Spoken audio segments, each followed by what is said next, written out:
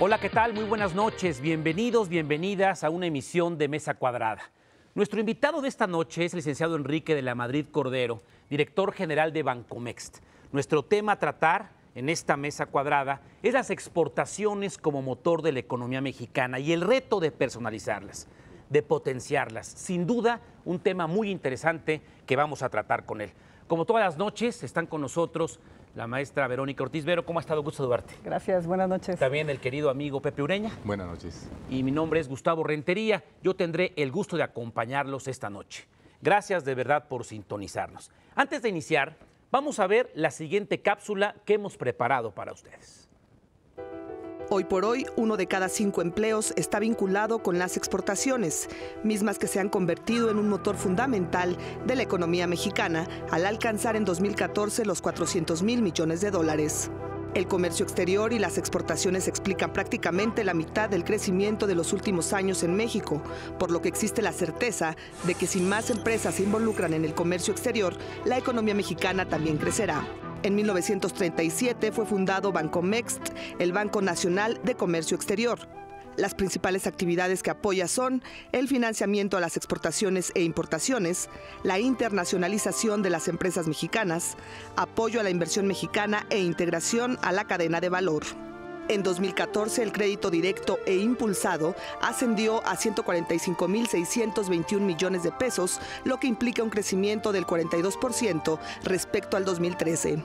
En el sector de empresas, el financiamiento creció 45.5%, 7 veces más al obtenido por la banca comercial. El número de pymes, es decir, las pequeñas y medianas empresas exportadoras, apoyadas a través de garantías, fondeo y factoraje, aumentó 70%, alcanzando a 3,705. La derrama de recursos durante el 2014 ascendió a 174,549 millones de pesos, mientras que en 2013 fue de 154,958 millones de pesos. Al cierre de diciembre de 2014, el porcentaje de avance con respecto a la meta para el 2018 de crédito directo e impulsado de Bancomext es del 81%. Otros aspectos importantes a mencionar es que se abrió la oficina de México en China. También se realizó el primer foro consultivo Bancomext en la región norte del país. Bancomext ha firmado en 2014 convenios de colaboración con 11 estados de la República Mexicana y con 13 países en el mundo. Por lo tanto, con cada crédito que se da, con cada asesoría y apoyo, Bancomext trabaja en pro de un mejor México. Gracias por acompañarnos, Enrique. De verdad, gracias por aceptar esta invitación de Televisión Educativa. Y valdría la pena que de manera muy rápida le dijeras a nuestro amplio auditorio cómo es la vía, cuál es la carretera que tenemos que tomar para potenciar las exportaciones, cómo convertir a las empresas mexicanas en verdaderas exportadoras. Sí, cómo no. Primero, gracias por la invitación. Muy buenas noches. Yo creo que una parte muy importante en la etapa en la que estamos es cómo aumentar el contenido nacional de nuestras exportaciones. Mencionaban en la cápsula que el año pasado exportamos algo así como 400,000 millones de dólares y realmente para mí tan importante sería, digamos, crecer esas exportaciones totales. No sé, digamos, si van a crecer un 10% más, sería importante, pero quizá la manera como debiéramos de hacerlo ahora es aumentar el contenido nacional. Si tú aumentas el contenido nacional, lo que quiere decir es que muchos de los insumos, servicios que hoy en día todavía estamos importando para procesarlos aquí y luego exportar, en lugar de que los trajéramos de afuera, que los produciéramos aquí. Y eso, pues el efecto que tendría obvio, además de una mucho mayor generación también de empleos en nuestro país, pues será una mayor generación de valor, porque la riqueza se estaría quedando aquí. Y no quiere decir que necesariamente o solamente sean empresas de capital o de accionistas mexicanos. Pueden ser proveedores que hoy en día están en Estados Unidos, que están todavía en Alemania, pero que nos están vendiendo ya una enorme cantidad y que ya se justificaría que se vinieran aquí porque están más cerca de la empresa a la que le van a vender, porque los costos de producción también de manufactura en México son mucho más competitivos que si se mantienen afuera, y sobre todo para nosotros como país sería una manera de dinamizar sobre todo las empresas medianas y pequeñas que se han mantenido rezagadas con respecto al crecimiento de las grandes exportadoras. Verónica. Oye, justamente bueno, el término mismo de apoyo a las empresas para exportación alude a que tenemos que estar también pendientes de un entorno internacional, que yo te pregunto, preguntaría cómo lo ves ahora, sobre todo dada la baja de los precios del petróleo, que está determinando cómo se mueven, ¿no?, las economías en el terreno internacional, y aquí en México con, digamos, la devaluación del peso y digamos, los niveles a los que estamos llegando, ¿no?, de cotización frente al dólar. ¿Cómo impacta esto al sector exportador? Sí, cómo no. Bueno, antes de la parte del petróleo y del tema de la depreciación de la moneda, ya había que resaltar el tema, por ejemplo, de que nos hemos ido volviendo mucho más competitivos con respecto a países como China o como Brasil. 10 años antes, muchas de las inversiones se habían ido a China porque los salarios allá eran muy bajos, porque ha habido una serie de incentivos y se movieron muchas de las inversiones de Estados Unidos, de México y del mundo entero hacia ese país. Hoy en día México es mucho más competitivo en muchos sectores si tomamos en cuenta el precio de los salarios y también la productividad de la mano de obra de esos sectores, y muchas inversiones están regresando al país. Entonces, primero, más competitivos con respecto a China. Lo mismo Brasil.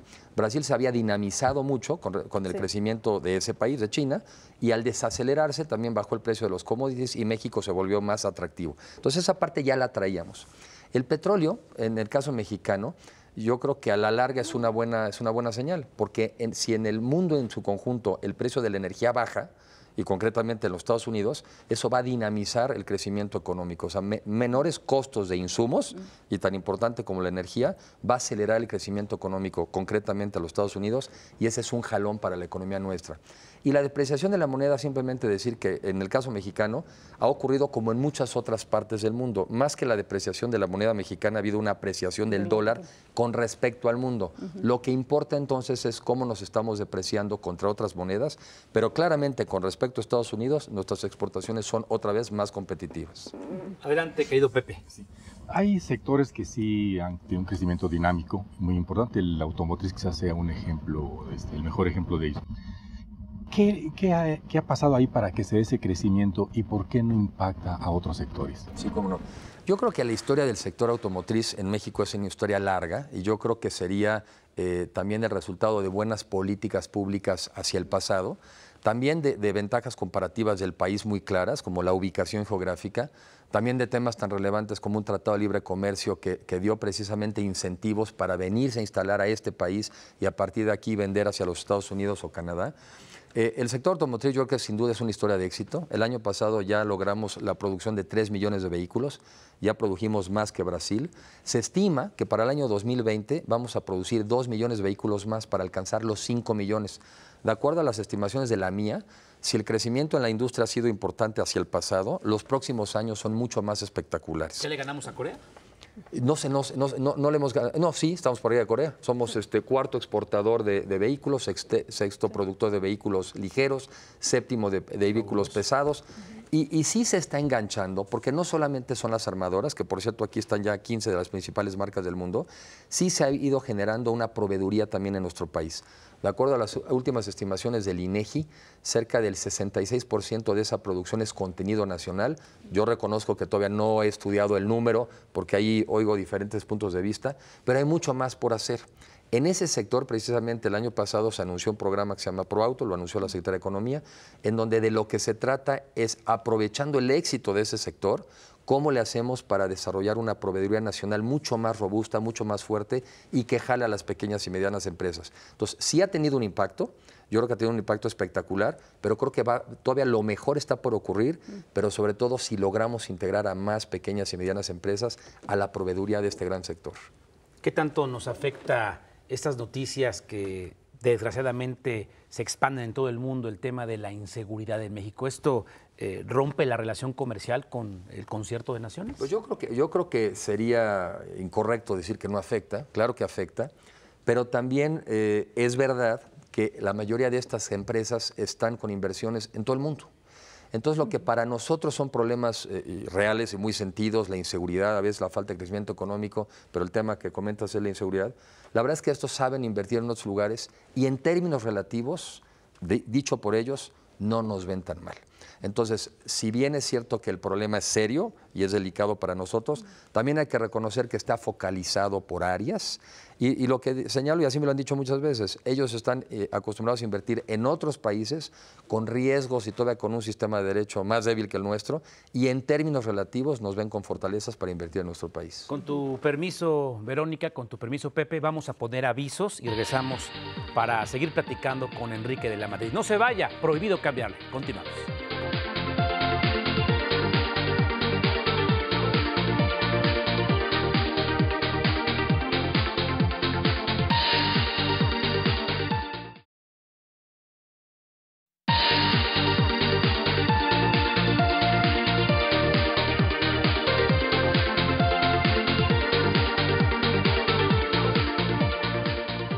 Si usted acaba de accionar su aparato televisor, llega muy a tiempo. Estamos charlando Verónica Ortiz, Pepe Ureña y este reportero con Enrique de la Madrid. Le recuerdo, es el titular de Bancomext. Y si nos acompaña desde el principio del programa, muchísimas gracias. Veo que tanto Verónica como el autor traen un libro muy interesante, México en la generación del desarrollo. Nunca tan cerca como hoy. ¿De verdad, Enrique? ¿No exageraste que nunca tan cerca como hoy potenciar a nuestro país como exportador y para hacer negocio a nivel global? Bueno, lo que es, reconozco que es un título provocativo y que es parte de la intención. También es un título que va un poco a contracorriente, porque pensar en los escenarios donde estamos ahora, con todavía temas de inseguridad, con un crecimiento económico que no es suficiente, en fin, el mexicano diría, pues ¿cómo que ahora nos dicen que vamos a ser un país desarrollado? Pues yo digo que sí. Yo digo que sí porque con base en la plataforma que hemos logrado, o sea, lo que hemos logrado como país, de donde partimos, con base en las ventajas comparativas que tenemos, ubicación geográfica, bono demográfico, energía, recursos naturales, clases medias crecientes, con base en las reformas estructurales que también se aprobaron recientemente para liberar obstáculos al crecimiento económico y que fue aprobado además por los principales partidos de oposición, con base en lo que comento de que hemos ganado ventajas comparativas otra vez con respecto a China y Brasil, lo que digo es que México sí puede y debe aspirar a ser un país desarrollado en las próximas 2 décadas.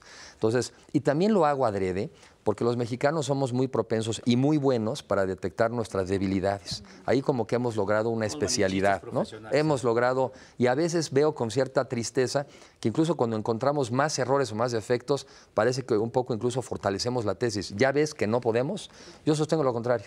Yo sostengo que tenemos muchas debilidades, muchos defectos, pero que nuestros activos, nuestro potencial es mucho mayor y no tenemos por qué no aspirar a ser un país desarrollado en las próximas 2 décadas. Claro, trabajar en consecuencia, porque no es algo que ocurre por inercia, no es algo que ocurre por definición, pero sí podemos y somos de esa excepción de países en el mundo que podemos alcanzar el desarrollo. Maestra Ortiz. Sí, así es. Sí, me parece, y ya hemos tenido ocasión de platicar de este libro previamente, y lo que me gusta mucho es que es justamente como un análisis muy objetivo y además provocativo, exactamente, para como conminar a todos a ver lo mucho que hemos cambiado, que se dice fácil, pero tú haces incluso un recuento de las últimas 2 décadas y en la mayoría de los aspectos es otro país el que tenemos ahora, sin dejar de ver los problemas que efectivamente tenemos. Uno de esos problemas es la disparidad en el crecimiento. Además del bajo crecimiento histórico, es la disparidad. Hubo un reporte el año pasado de la consultora McKinsey en donde se hablaba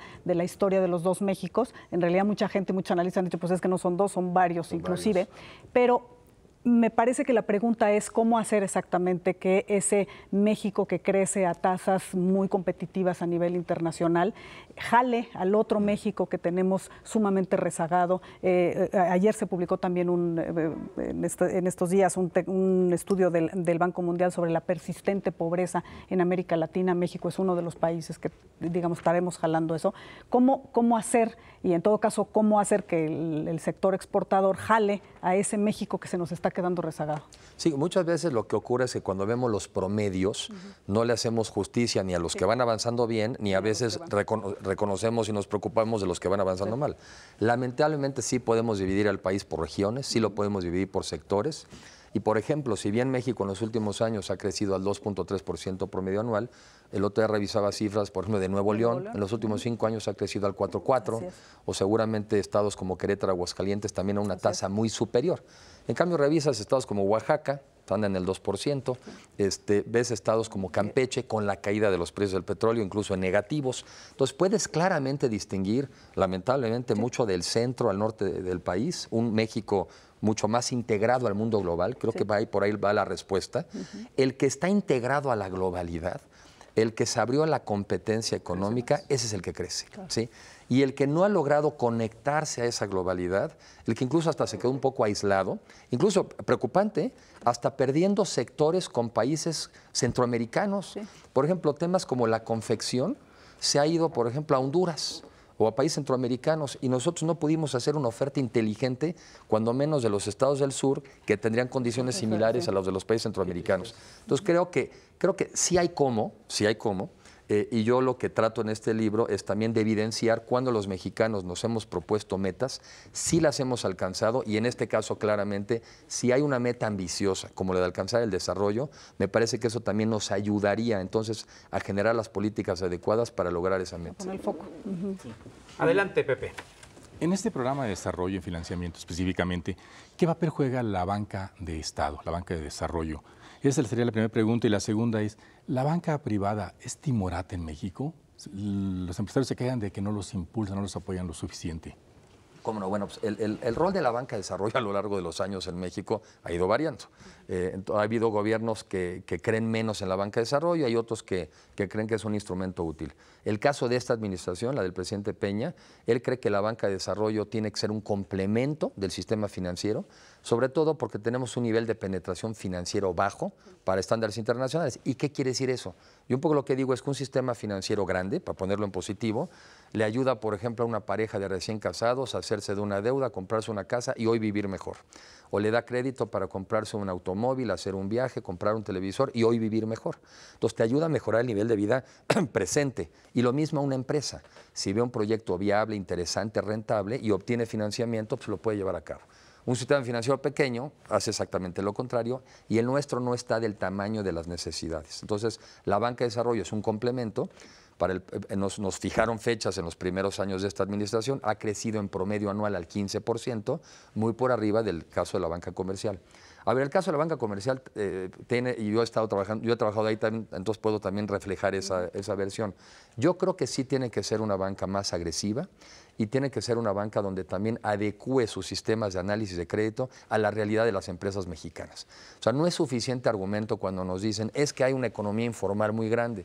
Alguna vez un director de un banco español, lo fue hace muchos años, y yo le hice esta reflexión: oye, es que me dicen que en México con una economía informal tan grande no pueden prestar. Me dice, ¿tú crees que España todo era formalidad cuando empezamos a prestar? ¿No? Entonces también hay que adecuar nuestras formas de pensar, pero también hay que adecuar las empresas mexicanas para que sean bancables. Yo soy de la idea de que a veces cuando nos quedamos con una visión tan micro y tan pequeña, es difícil que puedan traer proyectos viables por un lado, o una administración suficientemente calificada como para que te den la garantía de que te van a regresar el dinero que les prestas. Hay que moverse de los dos lados para acercarnos. Oye, perdón, y Bancomext precisamente ha creado como esta nueva acepción de las pymes, que es las Pymex, sí, que supongo que es el nicho al que quieres llegar, ¿no? Es decir, a estas pequeñas y medianas empresas que a lo mejor en circunstancias distintas pensarían que el crédito para exportar está un poco lejano. Y ¿por qué no nos platicas de este nicho? Bueno, la pyme, que al final del día es el mayor número de empresas en nuestro país, y lo es normalmente en cualquier país del mundo. Y el mayor empleador, ¿no? Y el mayor empleador, pero lamentablemente también sí, tiene un nivel de productividad muy bajo. Exacto. Entonces, parte también de la historia, a veces en México lo que es diagnóstico lo hacemos meta, ¿no? Y no, aquí es diagnóstico. Sí. O sea, el diagnóstico simplemente, ahí está concentrado el mayor empleo de los mexicanos, pero eso es bueno o es malo, ¿no? Sí. No digo, no tiene que ser meta. Ahí lo que hemos tratado de hacer es identificar a las que se dedican o se pueden dedicar al comercio exterior. Incluso nos ha sido muy útil porque los bancos antes no separaban entre las pymes que se dedicaban al comercio exterior y las que no. Entonces no promovían los programas del banco. A partir de que han ido dividiendo esas bases de datos y ofrecen nuestros programas, es que ya estamos pudiendo darles financiamiento más barato y sobre todo a más largo plazo. Pero una idea que yo quería comentar hace un momento sobre cómo aumentará el contenido nacional, yo lo que digo es que muchas empresas en México, más preocupadas que estar en si exportan directamente a Francia o Inglaterra, pues que piensen cómo exportar, por ejemplo, a Silao, cómo se integran a la cadena de la industria automotriz, o cómo exportan a Querétaro, donde está la industria aeroespacial, o cómo exportan a Guadalajara, donde está la industria del electrónico. Es mucho más fácil, si de por sí es difícil, pero es mucho más fácil volverte un miembro de esa cadena de exportación que pensar que te vas a ir directamente al mundo a exportar. Bueno, voy a poner avisos, programamos esto, son muy rápidos. Regresamos para seguir charlando con Enrique de la Madrid, titular de Bancomext. No se vaya, prohibido cambiarle.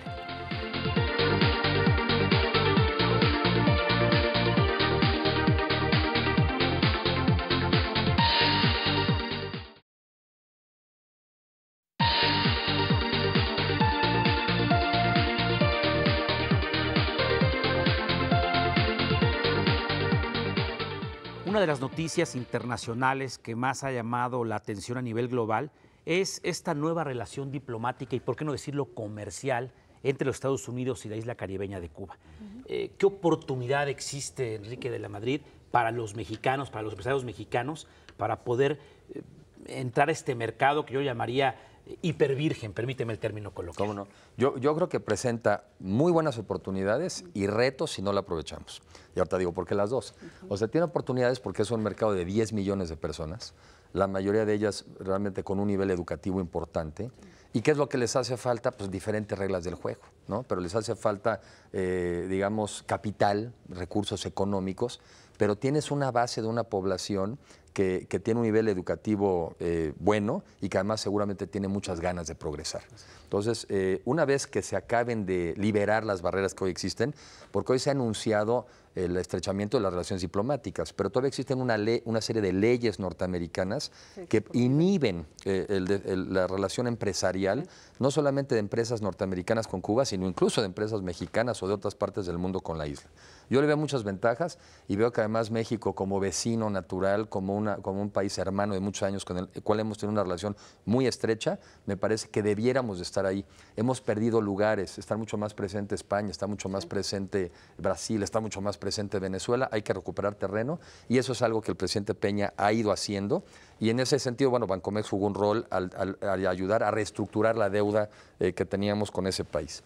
¿Por qué digo que retos? Yo he leído por ahí y lo he escuchado que cuando se dio el tema de la cerrazón, digamos, o del bloqueo hacia Cuba, dos sectores en México florecieron. Floreció el sector de las hortalizas, ¿sí? O sea que ese, pues seguramente si era bueno en Cuba, pues dejó de exportar y en México creció y el turismo en nuestro país. Entonces ahora vamos a la inversa.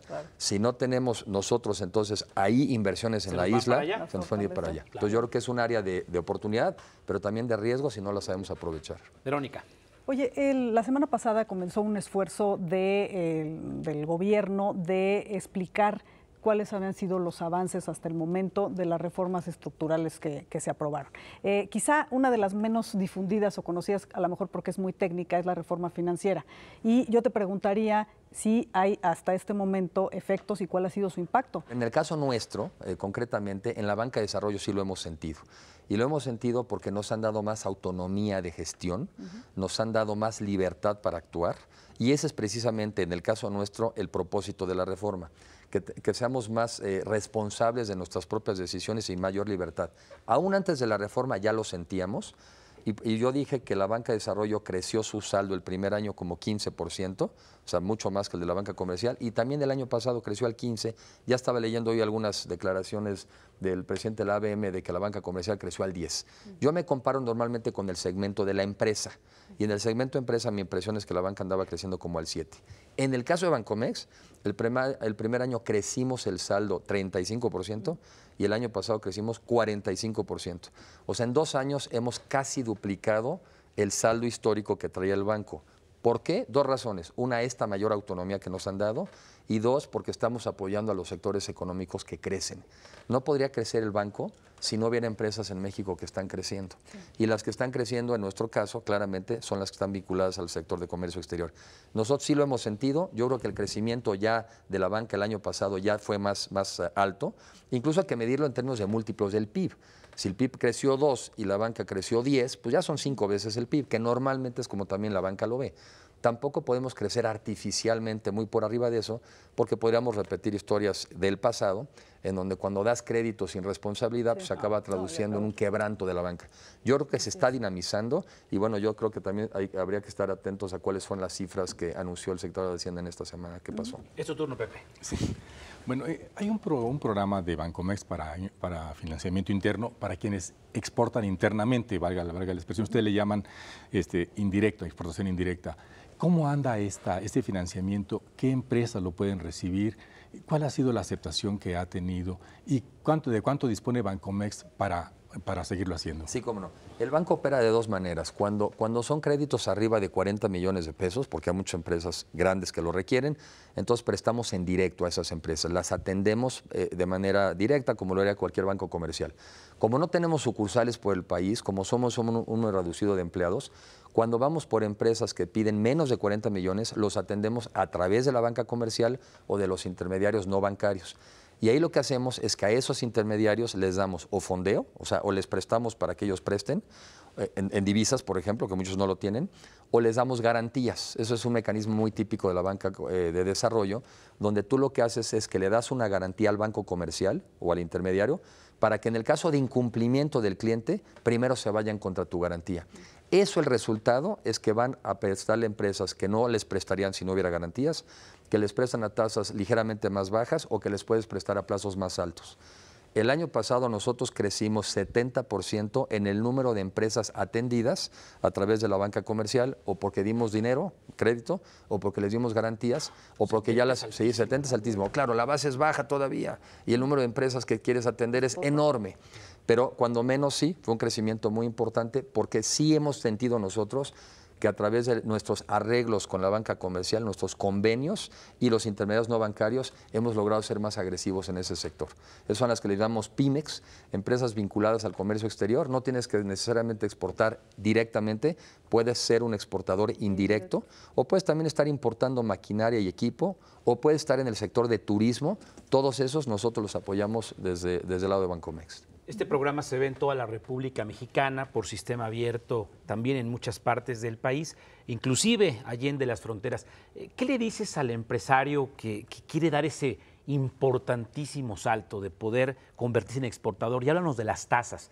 ¿De verdad vale la pena ir a tocarle la puerta al señor de la Madrid o ir con un banco comercial de estos que llamamos de primer piso? Cuando son créditos debajo de 40 millones de pesos, tienen que ir a un banco comercial porque nosotros no los podríamos atender en directo. Pero ahí lo que sí necesitamos es que pidan los programas que tienen la garantía o el fondeo de Bancomext. Entonces eso ya de entrada ayuda.